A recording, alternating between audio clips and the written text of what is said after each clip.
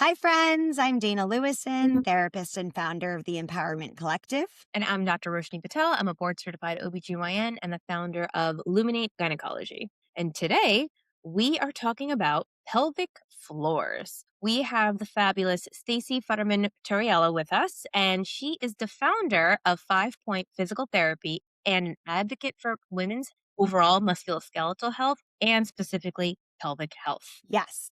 And maybe Stacey will teach us all how to do jumping jacks and sneeze without peeing ourselves. But in all seriousness, pelvic floor health is a vital part of the overall women's health. And it is not just limited to pregnancy or postpartum stages, hello Kegels, but also for intimacy concerns and the menopausal transition. Totally agree. And some of these concepts aren't exactly, new, but the conversation around pelvic floor health is definitely growing and exciting and building. So we are thrilled to have an expert join us and share her professional insights. Welcome, Stacey. So excited to be here. We are excited Thank to have you. you. Can you tell us about Yeah. your practice and how you built 5 Points Physical Therapy, how you started, Yeah. and where you got to where you are now? So interesting story, interesting fun fact. I graduated back in, oh my gosh, are you ready? 96 from Nova Southeastern as a physical therapist. Went into acute care, first job. God, I love those days. And somebody asked if anyone would get trained in what was called biofeedback therapy in our physical therapy department. Now, 1996, there Windows 95, ladies. Okay. So there was really no computers. Okay. You had to go to the back of this magazine, which was called Advanced Magazine. They had it for every single profession and find a class. And I asked them, do you guys pay for travel? And they were like, we do. And I was like, great, because I'm poor and I'm a physical therapist and I'm 20 something years old. And I was like, I would love to travel. So I'll take the class. I'll be the person to take the class. So off to Baton Rouge, Louisiana, I went to an Wow. all women's hospital. Okay. It was a women's hospital. They only treated women. And Wow. there, by the way, when you gave birth, you had a physical therapist show up to your room. If you had any tears or anything like that, they took you down to Whirlpool. I mean, they were like a way above their times. It was amazing. And I Wow. took this course with Holly Herman, who is now kind of my mentor, I mean, over the last 30 years. And she taught me this pelvic health. And I was blown away. We didn't learn any of this in school. There was nothing about it. And of course, the joke of the matter is when I went back to the hospital, I was fascinated. I started a little program. I didn't last in the hospital that much, but my first patient was a male. I'm like, what do I do with this? Yeah. So I became this orthopedically trained physical therapist that took all these extra classes in pelvic floor. And that's really what I did. And with every job that I went to, I started this like behind the curtain, like where they're like, oh, Stacey's got the like patient that she's treating. And it was fascinating to me. It was absolutely fascinating because there was so much that I learned from an orthopedic perspective, lumbar spine, hips, back, like the whole thing that you had to treat the pelvic floor. You had to ask the questions. And obviously, as I grew, I did a lot of my training in Chicago. I lived in Chicago for about 6 or 7 years, where I got a lot of my foundation training. They also have a very big pelvic health and wellness kind of group at that point that I joined. And then when I moved back to the East Coast, I was from here. I was like, let's do it. I mean, and I started in New York City. So I lived in Hoboken, started in New York City, and realized I need to do this on my own. I wasn't married when I started 5 Point. It was my first baby. It was 2011. So I'm going on 16 years of owning my own business. Wow. And I started in New York City. I started in a little room and I had a ton of patients that followed me. And that's where it all began.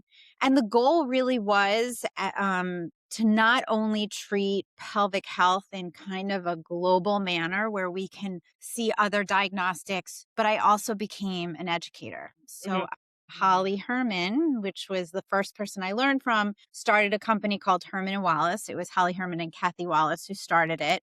And they asked me to start teaching with them. Wow. And I was then started educating physical therapists, nurse practitioners, anyone that had a license to touch pelvic health. And so I did that for years and years, which was also amazing because the more you teach, the more you learn. And yeah, so it was incredible. And through the pelvic health realm, in terms of women's health, it was treating people with urinary dysfunction, bowel dysfunction, but it was also going through the stages of now pregnancy and postpartum. So if you were to ask me 9 years ago what I was passionate about at 44 years old, when I became pregnant for the first time, which by the way, I had my first baby at 45, was Yes. pregnancy and postpartum. It was pregnancy and postpartum. I was baffled that like women didn't get the support they needed through pregnancy and postpartum, right? It was you even postpartum C-sections, it was like, see you in 6 weeks. And it's like, you just had abdominal surgery and you have to care for a newborn. So I became really passionate about that. I was lucky enough at 14 months for the director of the Today Show to send me a message saying, hey, do you know anyone of your patients that would be willing to come on for our motherhood series? It was NBC Wow. Online.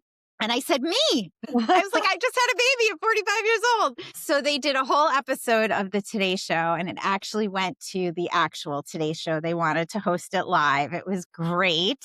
And they actually replayed it a year later during COVID. So I got double Wow. kudos. And Lexi, my daughter, is a huge part of it. So if you ever want to watch the Today Show, it's on our website. It's super fun to watch. And then I was slammed into menopause. Like, 48, 49 years old in the middle of COVID, I now hit this thing called perimenopause, which I had no idea. I'm like, what is this? I just Yeah. had a baby. And I was also baffled that there was like no treatment and I didn't understand it and I had to look up. And that became another aspect of educating women, which is how we founded Not Your Mother's Menopause with Allison Kalshed and April McKenzie. So it's just been such a blessing to keep learning, to keep growing. I still have my passions about prenatal postpartum, but now this little perimenopause, menopause aspect is just incredible. Thank you. That's such a journey. And I love that just to see the transition of just even your own experiences. And we talk about that all the time of like what you go through Yeah. impacts your work so much, right? Yeah. I want to go back for a moment because we have lots of listeners who might never have even heard the term pelvic floor or pelvic health. Mhm. So can you tell us a little bit about like what is the pelvic floor? So, and just a little fun fact, right? So 30 years ago, I took my first course. Pelvic Wow. health in the realm of physical therapy, the women's health section of the American Physical Therapy Association has been around for over 30 years. Yeah. Before physical therapy even started, there were nurse practitioners that were doing this. So it's been around. It's actually such not a new concept and everybody knows about it. They just didn't know what to do about it, right? And it wasn't Okay. so in your face. The pelvic floor, think about the pelvic floor as your undercarriage, right? It's the thing that kind of supports the organs. It gives them a lift. It closes the orifices, which are holes, your urethra, your vaginal opening, your anal area. It's going to close that. It's going to help unload the spine. So it has to activate as a spinal stabilizer too. So it does so much more and it aids in sexual function. That's your pelvic floor. It is your undercarriage. It's kind of like a big hammock that sits from the back to the front and has all different muscles that help rotate the hips, that help close these holes, that help support the spine. So if it's not working right, it's a problem. Okay. It really is a problem. We think of the whole kind of your whole abdominal wall area, your whole back area as a big canister, right? And this canister has a bottom and a top. Now, we used to think the top was the diaphragm, which lives underneath your rib cage, and the bottom was your pelvic floor, and they work in sync, right? So as one lets go, the other lets go. As one goes up, the other goes up. They work kind of together. Now we learn that actually that canister goes all the way up to the vocal folds, right? That's what keeps our canister together. And so if we have a leak in the canister, it's like a leak in a soda can. If I throw each of you a soda can and it's closed, can you catch it? Yeah, right? You can catch it closed. Yes. Yes. If I I hope so. open it, can you it. Messy. No, because what's it's going to do? It's going to crush, right? It's going to crush. Yeah, because it's open. And so when we have these leaks, they're really important to know the why component of it. And that's where I think sometimes it's really hard to read some of these things in magazines like, I do CrossFit and I leak urine and I am woman, hear me roar. Well, that's not so great because if you're leaking while you do CrossFit, you're setting yourself up for injury. You have to know the why you're leaking and we have to fix it before. It's not to say women shouldn't do CrossFit and we wouldn't heavily train and all that, but we need to make sure we don't do it with dysfunction or we get injured. And so that's why pelvic health is so important to know and why women should treat themselves to figuring out the why component of what's happening before doing, major exercises and things like that. Did I go too far? No, When I talk about no. pelvic health, I go a little crazy. But it's obvious that you're passionate and you've incorporated like chapters of your life into how you work with. I think that's beautiful. Dana and I are both kind of doing the same thing. Um, Yeah. and it's so great that you touched on this. Like, if there's a leak, yes, we should embrace all of our imperfections per se. But Totally get it. it's not an imperfection. There may be an element of dysfunction. We can now be empowered enough to go seek out a remedy, right, for that. Right. I think, Right. Dana and I were chatting about this before. Some women are totally in the dark that they can do something about whatever the problem could be, that they don't need Totally. to accept it and suffer and kind of, endure it. Um, and there's lots of things like, that we've both, all three of us have probably seen and heard women talk about, like the leaking or the painful sex or the urgency issues or, other embarrassing things that maybe we don't want to talk about. So if you're, for our listeners, if you're a woman out there who's like not sure if she has a leaking problem or not sure if she has something, a hole in her canister, so to speak, I'm like, what do they do? Where do they go? Like, I have some ideas, but just to hear from you and from your expertise, how do we get women the support that they need for their pelvic health? So it's really interesting. You're going to find this fascinating. They did a study a long time ago that they took women that actually went for their yearly exam to the OB. Now, there's two types to ask the question, right? And this is no fault on the OB because I know a lot of OBs are constricted for time, insurance coverage. They barely pay, right? The whole thing. But they had an ask, right? So, hey, how's everything going? How's your year been? Good. Everything okay with this? Sure. Right? Because what are you going to say? Then instead of doing that, they broke it down where they said, okay, any sort of urinary frequency, urgency, or leakage. That's a very different conversation than everything okay, right? Any pain with intercourse, right? Any chronic constipation, like going through what would lead them. And the answers were so different, right? Like those two were so different. So I think it's arming yourself when you go to the OB or you go to have right? We have these yearly checkups, whether it's with our primary or regular, just having the conversation. Second is seek out a pelvic floor physical therapist. There's ways to find them that are really good. The American Physical Therapy Association does certify in women's health, so you have to take an extra exam. The Herman and Wallace Institute also has a finder where you can find somebody that's certified that's taken the right courses, but seek someone out just to have just an overall evaluation, right? And this is, if you leak urine, if you can't sit through the movie Titanic 3 hours and a lot of flowing water without going to the bathroom, something's not right. Sex should not be painful. Getting a pap smear, not comfortable, but it shouldn't be painful. Okay, these are like the telltale factors of what's not right.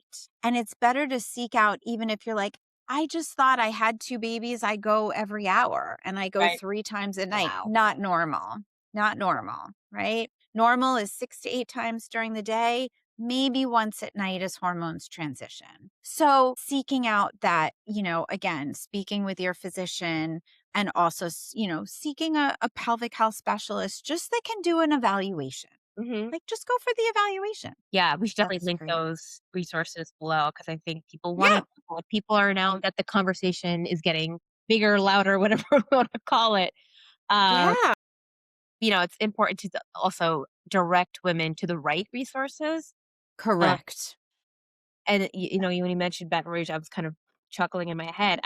When I went through med school residency, all the things like nothing really about pelvic floor health, not nothing. It was only until much later when I was out in the world in clinical practice, and I have a friend who trained in Spain, and she was a OBGYN in Spain, and I was telling the story to Dana. And then she retrained in the United States, and she's like, "What do you mean not all postpartum patients see pelvic floor?" And They get 10 physiotherapy visits after a baby. So does France. It's Like we have French women. wild. We have French women that show up and they say, I am here. Like this is what I do. I Yeah. come. Just the support. I mean, we could have a whole other episode on that, but the support that women get after having babies, Yeah. just Yeah. we are Yeah. set up. It is not a village here. And that's why women feel so isolated and just have to do it Yeah. all alone. It's a lot. We Yeah. will also link your practice below Mhm. as well. Yeah. We have an office in the city and an office here in New Jersey. Which is But nice. That's great. That's yeah. great. No, thank you. Yeah. We will link to all of that. So a woman comes to see you. What does that look like? What does the visit look like? What should they expect? What does the first visit look like? I'm going to say this with anywhere they go, what it should look like. Mhm. Okay. Like Okay. I'm going to use my practice as I feel like it should be the standard of practice, right? So you fill out paperwork just like any other place. We ask a whole bunch of questions that might get sensitive in terms of urinary issues, bowel issues, sexual health, pain, figuring out what's truly going on. So, very big intake form. We spend a lot of time talking on the first day in regards to what's truly happening because we want to figure out the why component. There's no cookbook to this. Unfortunately, when you were born, there is never a cookbook to the human body, right? Every single person looks different, acts different, had different things happen in their life, but we figure out the why component and then we take a look at you. Look at your back, we look at your hips because we are physical therapists. We are trained in musculoskeletal dysfunction.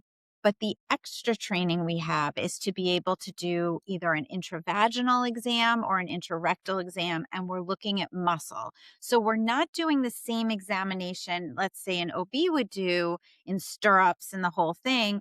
We're looking at the undercarriage. Mhm. Healthy tissue shouldn't hurt. All right. So that's like a one big thing. If you touch tissue and it hurts, it usually has dysfunction. Most patients that come in are too tight. Mhm. They have Mm. too much activity going on. It's like the pelvic floor has decided I'm going to overwork so hard because somebody else isn't doing their job in the Mhm. body.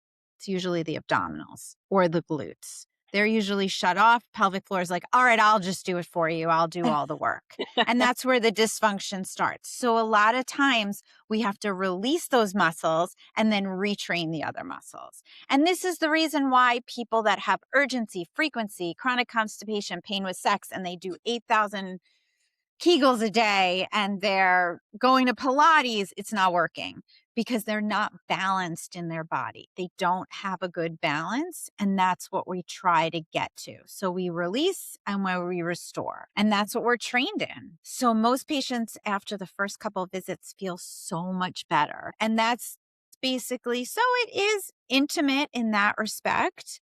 But again, we're in a private room. Our treatment rooms are comfy, cozy, and relaxing. And we're really just calming down the whole system and getting it to work the way it should. I like Yep. that. I like how it's like a standard. Like this is how it could be or how it should be. We don't like to use should too much, right? Listen, everyone comes with their own story too, right? So, there's women that have had trauma in their life, and Mhm. that's a really tough thing. And we have to be extraordinarily sensitive to that. And we can do other things. We work so well with other providers that help us too, from a psychological standpoint, right? Like there might be something going on that was traumatic in their life. Um, you know, and again, we work with acupuncture, we work with chiropractic. Like there's so many alternatives that you can do to help kind of in conjunction work together to get this done. It's great. We talk about building your team. So Yeah. keeping in Yeah. mind that Yeah. you are another part of what that team could look like. And Totally. I I think it's so important to recognize the piece of trauma. Again, Mm. mental health, that's what I do. But So important. people are so afraid to even talk about their trauma Mhm. or talk about their experiences. And certainly if someone is, worrying about eating themselves or having sexual dysfunction, those are sensitive, vulnerable areas. So to even acknowledge it and then decide, okay, now what do I do? Where do I go with that? So to have your team of people that you trust and doctors and professionals and specialists that you are okay sharing that with is so extremely important. Yeah, and I can share just a little story that was a game changer for me, even after all these years as a physical therapist. My daughter at 2.5, it was right in the middle of COVID. She got a urinary tract infection. We went to an Airbnb up in Lake Placid. It had one of those whirlpool tubs, but we didn't turn it on, but she got an infection. It's the most pain ever. Like, and imagine going to urgent care, right? During COVID, nightmare. So we got that fixed. And 3 weeks later, my husband and daughter got COVID, the bad one. So my daughter didn't have any symptoms. My husband did, but it was bad. Now, Wow. it was the most stress I've ever felt in my entire life, right? My daughter started urinating frequently. Okay. 2.5. Okay. And I was like, what the heck? Right. So I called the pediatrician. I'm like, I can't take her. Now, I was lucky I did not get COVID. I was actually one vaccine in because I was a healthcare provider. So I was blessed as my husband had 105 upstairs. It was Oh my awful. God. So I called the pediatrician. She's like, do you have one of those cups? I'm like, I do, a urine sample. And I brought it in. And of course, she did not have an infection. But here's how the body works. The body works where it has memory, right? And so she was stressed. She didn't know why she was stressed. She wasn't sick, really. She had COVID, but she wasn't sick. And she went back to that place that she remembered, which was a month ago, having that urinary tract infection. Now, if I didn't know what I know, I would have gone the route of going to a pediatric urologist and but I was like, okay, let's just start from scratch. We did some calming of her nervous system. We rubbed her belly. I obviously not going to do pelvic floor work on her. She's 2.5, so that doesn't work. But we released those muscles in a way using her hips, rotating her hips. Her and I did deep breathing and it went away. She's the kid that if I didn't do that and I went down the route of a medical crazy and I let my anxiety oversee this, she would be the 22-year-old in my office with urinary frequency and urgency when things get stressed. I tell that story to every single patient because they often wonder why. And I'm like, well, some people get tightness in their jaws. Some people get chronic headaches. Some people get back pain. You go to this place. I don't know why. And they probably don't know why. So there's so much tied to even when we're children that we don't even realize how crazy this whole area is. It's fascinating. Again, as a therapist, I'm like, but tell me more. I know. I need to It's understand more. crazy. Yeah. But that does make sense, right? If you are I carry all my stress in my shoulders and constantly Which is common, right? right? But it's just another place to carry stress. Why wouldn't It's it be? just another place Yep. to carry Wow. it. Yep. Crazy, right? Yeah. Wow. Yeah. So even if a woman, and we've kind of alluded to this, but even if someone's walking around without symptoms, I think it's fair to say there can be a case made to just have that evaluation, right? Just being proactive because the body remembers. We all know this. To just have that, initial, I don't want to say consult, but consult evaluation, that sort of thing, just to make sure things are. I say no. If things are working Okay. and you don't have any of those symptoms, there's no reason to walk into our office. Fair. I believe that. Let's not open that can of worms. I think if you are prenatal, yes. If you're about to have a baby and you just want to check at 32 or 36 weeks, hell yeah.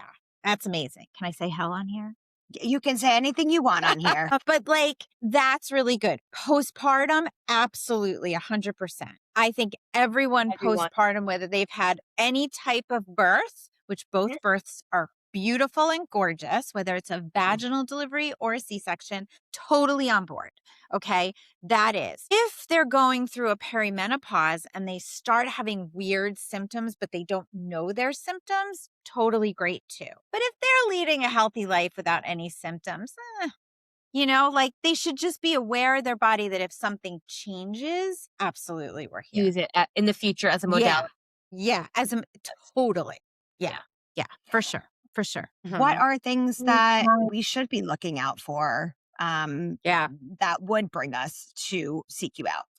Urinary symptoms. Even if you've had two babies, you've never had urinary incontinence before, you've never had urinary urgency, getting up at night frequently, and all of a sudden you hit this and you're like, why is this happening? That's the time to have those conversations. Absolutely, for sure. Second is, if your body's changing during that perimenopausal state, frozen shoulders, hip pain, back pain, sexual pain, these are the things to look out for. They can all be part of this perimenopause syndrome that happens as changes happen, as estrogen drops. This is when things start going wonky, and that's when you need to use the power at B to help support you through it. Absolutely, 100%. Yep. On that note, um, what is one thing that you wish every doctor told a woman in her 40s, turns 40, she goes to the doctor for her annual? What is something that every doctor should tell a I woman that none wish of them do? I wish they asked the questions like every year. How you feeling? What's going on? You've hit 40. Things are probably going to change for you. I want to be there to support you. How can I support you?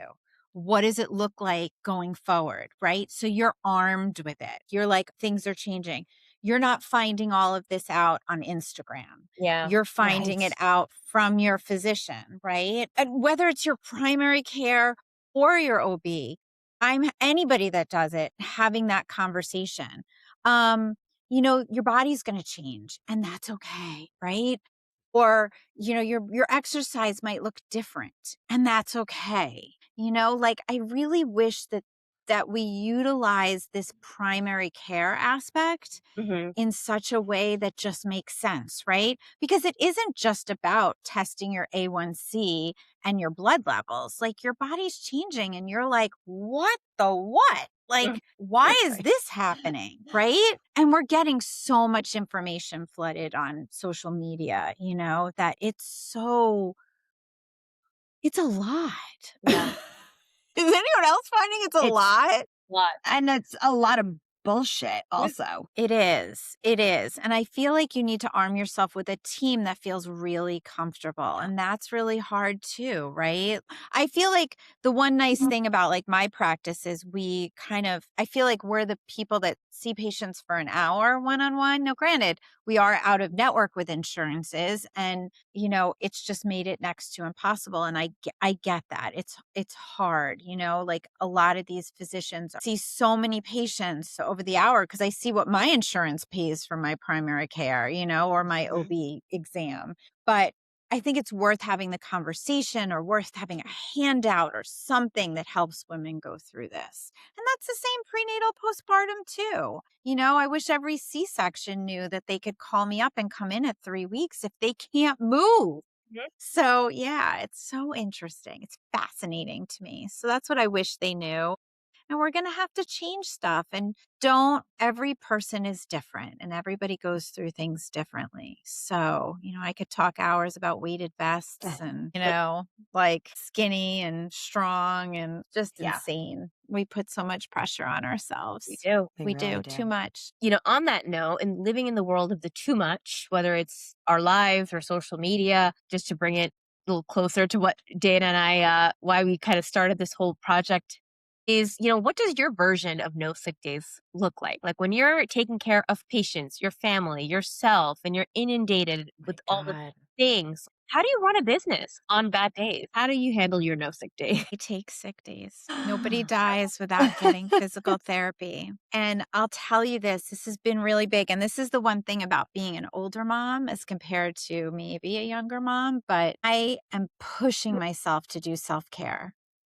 And I'm pushing myself to be a little selfish at times. I do overwork. For example, we talk about no sick days. In the last 3 years, I had to give up teaching. Like, I can't Wow. do it all. Yeah. I can't do it all. And I made the decision that I wanted to be there for my daughter and go to her play and not be stressed out. And I have to remind myself, like, I delegate, I take care of my employees, but I brought it down.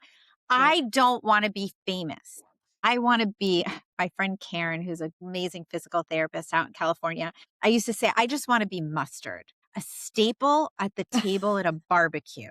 I like Okay. that. I don't need to be Dijon fancy mustard. I don't need to write a book at this point. I don't need to do more.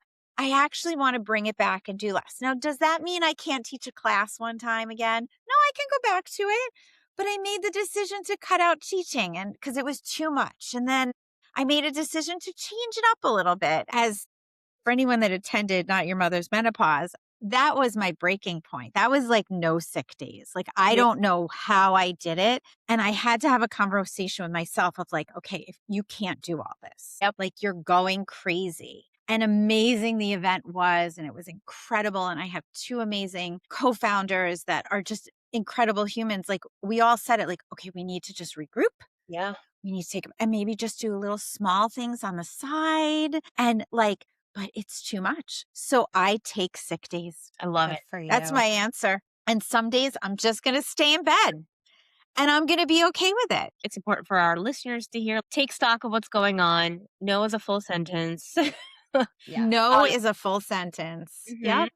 And someone, I think, I don't know how you guys feel about this, but I have been sometimes afraid to say no because I feel like it says it means no forever, but it doesn't, right? It's like right My now. husband said, he's like, you can go back to it. Like you're not saying Right. no. Right. Yeah. Right. Those plays don't last forever as much as, we love them when they're young, but they do grow up and we do have the ability. I expanded my practice because my children were older and they don't need as much from me. I can take on something else. But, I remember when they were younger, certainly there was a time I cut back my practice. I worked 3 mornings a week, like a few hours a day. That was it.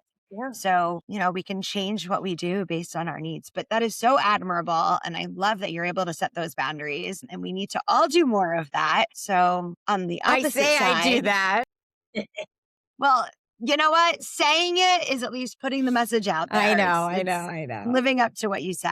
Thank you so much for coming on. This was amazing. You shared so much information. I personally learned so much. This is not my world. When you were talking about, the top and the bottom, I'm like, oh, the top, the head, the brain. That's what I do. No, you stopped at the neck. So thank you. The brain is part of it.